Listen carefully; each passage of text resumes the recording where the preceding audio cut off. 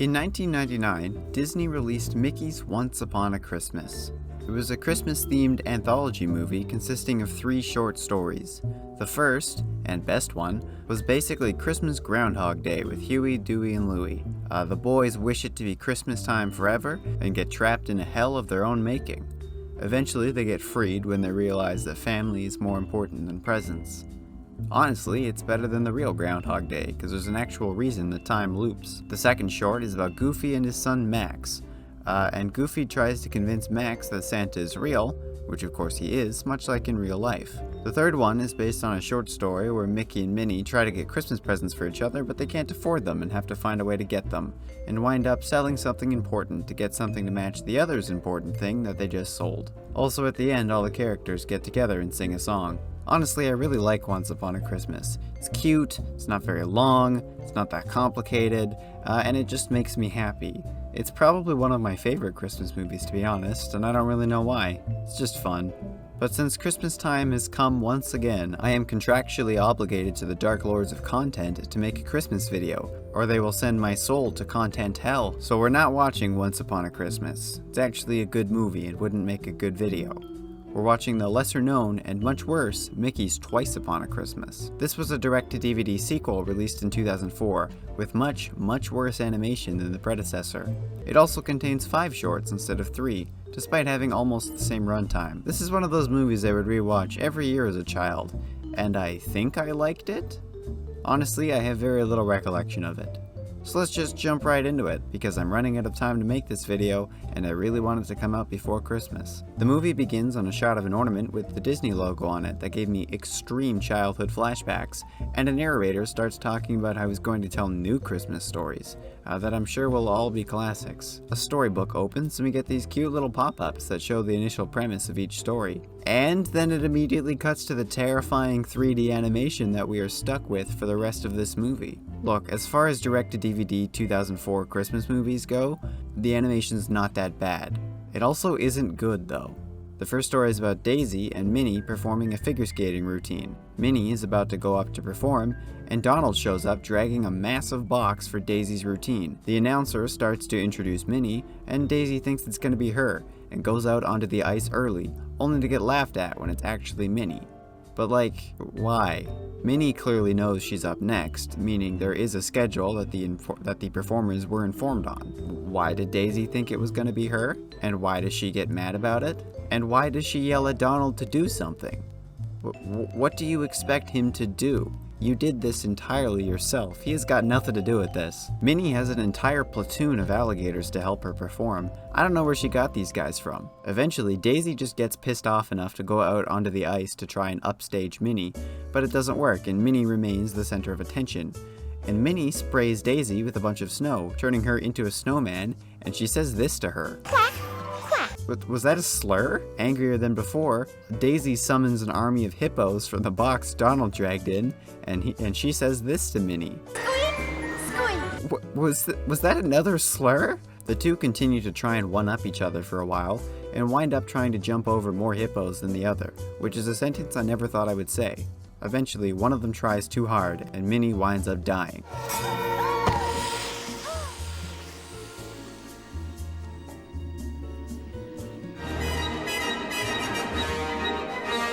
Once Minnie regains consciousness, Daisy comes over to apologize for single-handedly ruining the show. And for some reason, Minnie also apologizes. She didn't do anything. This was entirely on Daisy because she couldn't handle waiting for Minnie to finish her show before she went out. Anyways, they then perform an elaborately choreographed show, complete with new outfits to show that they're friends again or whatever, and that ends the short. I have no idea what the message is supposed to be. The narrator says it was that working together is always better than fighting. And yeah, maybe that's true, but I think it should be don't be a massive bitch and try to cut off your friend's performance. The next short opens on a shot of Scrooge's mansion, and it's all about Huey, Dewey, and Louie. And I gotta confess something about these 3. While I've always liked them, I've never learned which one is which. And so I will be referring to them collectively as all Dewey for the rest of the video, because it's easier, and I think it's funny. The Deweys are all misbehaving and attempt to murder Donald on the way to the kitchen. Scrooge has just made a batch of cookies, and the Deweys will have to wait until after dinner to get to eat them. However, the Deweys eat all the cookies before dinner and get sent up to their room. I think it's really funny that in this giant mansion, the Deweys are all forced to share a room. That's just funny. What does Scrooge have in all of the empty rooms in this mansion? Is it just money? Probably money. Eventually, Scrooge comes in to talk to them about being selfish, which is of course ironic because he's so ungodly rich, which the Deweys do point out. Scrooge says he's only rich because of his selfishness, and as a result, he never got onto Santa's good list. This seems like a small price to pay for becoming one of the richest characters in all of fiction, with a net worth so big I don't even know what the number is. The Deweys come to the realization that they are definitely not on Santa's good list, and so they decide to mail themselves to the North Pole on Christmas Eve, and somehow get there on time. Whatever mail service Duckburg has is insane. The Deweys enter Santa's workshop, disguising themselves as elves with only a hat, and Jesus Christ, these elves are terrifying. This animation style does not lend itself very well to human-like beings at all. I hate these guys, but I will say it is cool to see elves in Santa's workshop making toys that kids might actually want in the modern day, or at least in 2004, instead of toys from the Great Depression. This movie is not the first or the last to do this, but it's still nice to see. The Deweys find a remarkably convenient map and head over to the list room, only to find that it's locked and they'll have to get the key from Santa. So they vent into Santa's room, where the big man himself is napping. Why is Santa a human being? This world is populated entirely by anthropomorphized animals. I can live with the elves, because they're not really human, but Santa very much is. One of the Deweys gets lowered Mission Impossible style into Santa's office, and he just kinda starts yelling, somehow not waking up Santa. Also, I only just realized this now, but all the ducks in this movie have been hitting the spice too hard, because all their eyes are blue, and now I can't unsee it. And a quick Google search shows me that they've always sometimes had blue eyes? I have no idea how I've never noticed this. That had nothing to do with anything, I just had to get that off my chest. Eventually, the Deweys get the key, despite a close call with Santa being woken up by the phone, and then head back to the workshop to then go to the list room. I don't know why. While in the workshop, the boys absolutely wreak havoc across the entire place, knocking over and or destroying as much as they physically can for some reason. They didn't even have to come in here, until they eventually knock over a massive display for a toy called Jailbreak Bob that needs a key to open. And of course, they can't find the key because it's been mixed up, because conflict is required for this movie. After finding the key remarkably fast, the boys all rush towards the stairs they came down on to go back to the list room. So let me get this straight. They came in here, they went from Santa's office, came down the stairs to the workshop, destroyed everything in the workshop, to turn around and go back up the stairs. Why? We know it's the same stairs because as they're escaping, the boys run into Santa, who is coming from his office and takes the key back. I don't think I'm supposed to think too hard about this. Anyways, like I said, Santa has come down, woken up by this terrifying PA system sounding an alarm. According to this incredibly annoying elf, the havoc caused by the Deweys is the worst thing to ever happen to Christmas, and Christmas probably won't happen this year because of it. So the Deweys just kind of fix it in this incredibly brief montage. I guess it really wasn't that bad. Keyless, the boys dejectedly wander the halls of the workshop, until luckily they see a janitor go into the list room, and then they sneak in. They unfurl the massive list and open the Duckburg section to determine that they were definitely not on it by looking only at the last couple of names. They didn't even try to look to see if they were on there. The Deweys go to add their names, but have a moment of self-reflection before they do, and we don't see what they add. The boys mail themselves home again, arriving on Christmas morning because this is the fastest postal service known to man, and it turns out that Jesus Christ, why can't I say this? And it turns out that the Deweys have added Scrooge's name to the list, and he got what he always wanted, a set of bagpipes. Santa also brought the Deweys presents, thanking them for saving Christmas, even though it was their fault it was ever in danger, and the short ends. I guess the message to this one is, like, selflessness, but, like, not really, I guess? I don't know. The next short is about Goofy and his son Max, who's coming home for Christmas with his girlfriend. And hey, that's not Roxanne from the Goofy movie. What did you do to her? Did Goofy murder her? Did Max murder her? Is it the fact that her hair was too hard to animate? Probably that one. Max calls Goofy up to say that they're on the way, and Goofy answers with a cell phone that morphs into a rotary phone. And I hate that that's legitimately a good visual gag. Max and Discount Roxanne hop onto the train and go all the way to the station, where Goofy picks them up and takes them home. While all of this is happening, a terrible song is playing, and it continues to play while we get some small Goofy hijinks around the house. Eventually, Max gets pissed off and goes for a walk, only to turn around and come back pretty much immediately.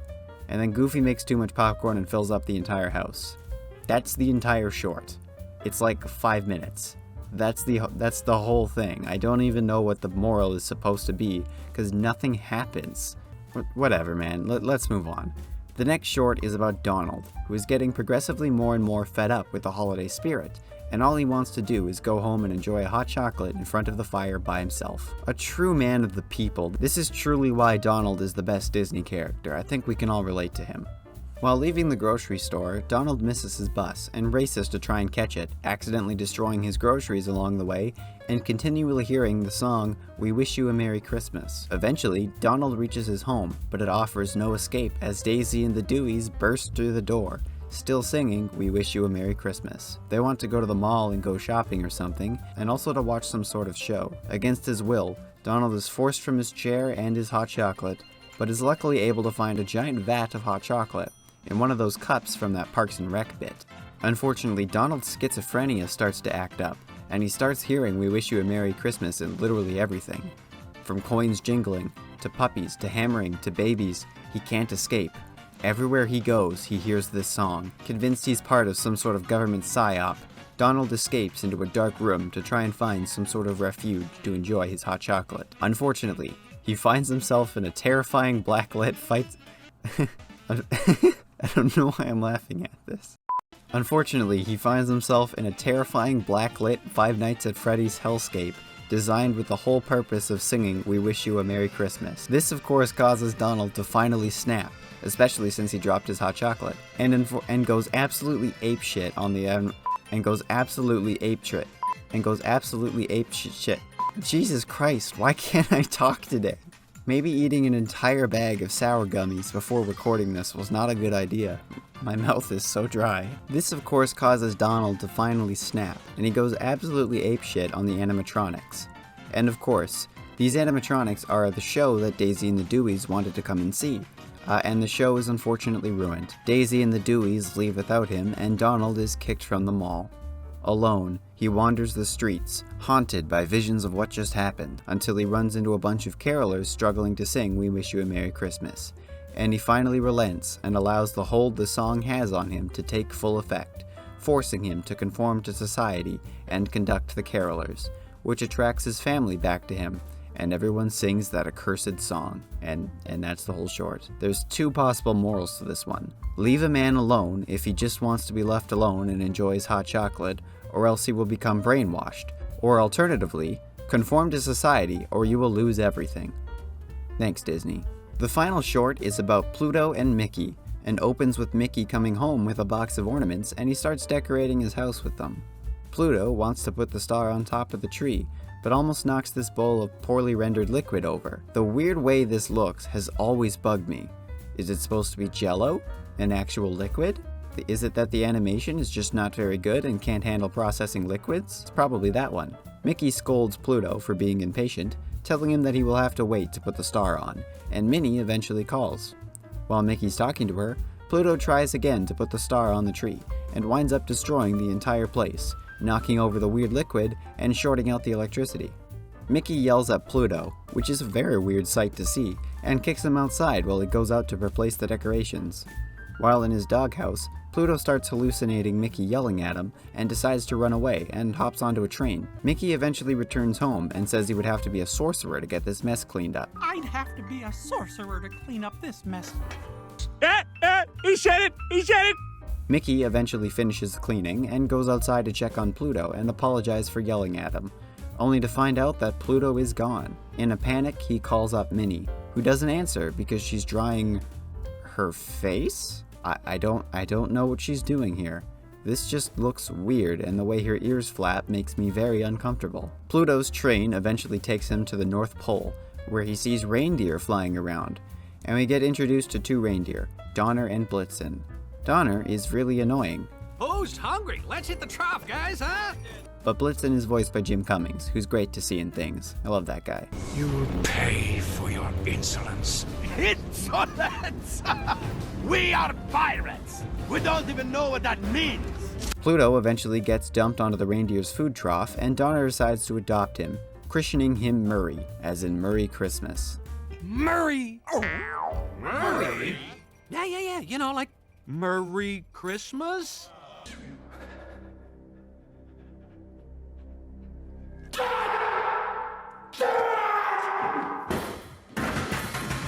Pluto just kind of runs around for a bit, and Blitzen yells this. Murray! Who let the dog out? I am undecided how I feel about this reference being in a Disney movie. Donner gives Pluto a collar that allows him to fly, and they all start flying about until Pluto starts hallucinating Mickey onto everything, and then he gets sad, and the reindeer can't figure out why. Meanwhile, Mickey has been trying to find Pluto, but is obviously failing. Also, he almost gets murdered by this rogue snowplow multiple times. It just keeps coming for him. Eventually, Mickey gets desperate, and he talks to a mall Santa about Pluto, hoping that he can bring Pluto back to him. But the Santa has no idea what's going on, and then he forces Mickey to take a picture with him. That's a good joke. Back at the North Pole, Pluto is still sad until Santa shows up, and it turns out that the mall Santa was in fact the real Santa, which really should have been a dead giveaway because he's an actual human being. Santa decides to return Pluto right then and there, landing on top of Mickey's roof with having brought along conveniently just enough reindeer to hide in the display on top of Mickey's roof.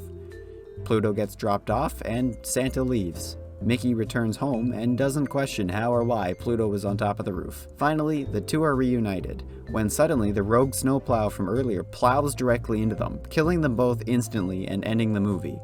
No, of course they aren't actually dead, and the plow was driven by Goofy, and like a clown car, the entire rest of the gang had all piled inside, and they were all out looking for Pluto, which is of course no longer necessary. The cast all comes inside, and Mickey's ears flap when Minnie kisses him. This makes me uncomfortable. The narrator says that Mickey really did learn a lesson about Christmas this year. But like, what was the lesson? He didn't do anything. He got mad at Pluto when he potentially caused hundreds, maybe thousands of dollars worth of damages to his decorations because he was too impatient to wait for Mickey to put the star on. Mickey didn't do anything wrong in this. This was all on Pluto. I don't understand the morals in this movie at all. Anyways, everybody sings a song and the movie ends. Well, I guess this is the end of that. This really isn't the worst movie ever made, but it's also not very good. And I know picking on a low-budget direct-to-DVD Christmas movie from 2004 is a very low bar. I know, but I needed to make something for my Christmas video this year. Anyways, I think that's probably about it. There's honestly still some charm to this movie. It's on Disney+, so it's worth watching, especially if you got kids or something. Anyways, I think that's about it for this video. I'm sorry for the lack of videos this year, and I'm sorry if this video seemed a little bit rushed. I know it seems like I say that a lot, but I'm trying, man. School's hard. I can only do so much. But we did launch the Boinks and CJ Civ Very Cool podcast this year, so you should go check that out. We did a Christmas special over there, and it was pretty good, so go listen to it on YouTube, Apple Podcasts, and or Spotify. Also, go follow social media or whatever. And I will see you all next year with the new Munch Boys. Thanks for watching, everybody. I hope you have a good holiday. Merry Christmas, and Happy New Year. Bye-bye.